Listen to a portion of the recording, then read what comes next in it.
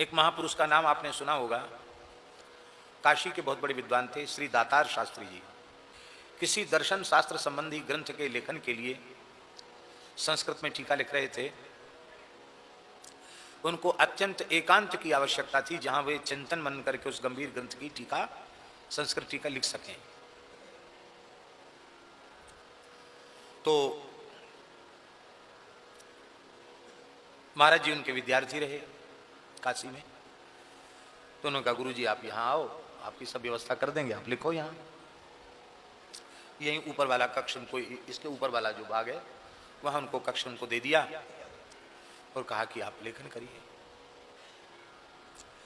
तो वो रात्रि में लिखते थे, बहुत देर रात्रि में। दिन में भले विश्राम कर लेते, रात्रि में नीरवता अधिक होती है, तो रात्रि को कुछ लेखन करते थे, चिंतन करते थे।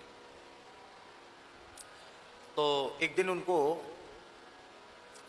बड़ी मधुर नूपुरों की ध्वनि सुनाई पड़ी कि कोई नृत्य कर रहा है।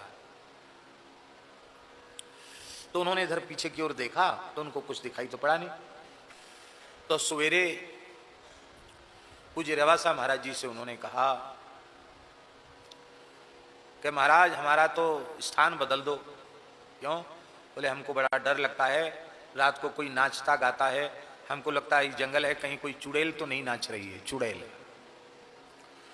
कहते इतना सुनते ही मैं रो पड़ा और कहा, गुरुजी ये विश्वनाथ जी की कृपा है, किशोरी जी के नूपुर की ध्वनि आपको सुनाई पड़ गई, लेकिन आपने ये जो अपशब्द बोल दिया कि कोई चुड़ैल यहां रहती है, तो अब आप इस सुख से वंचित हो गए।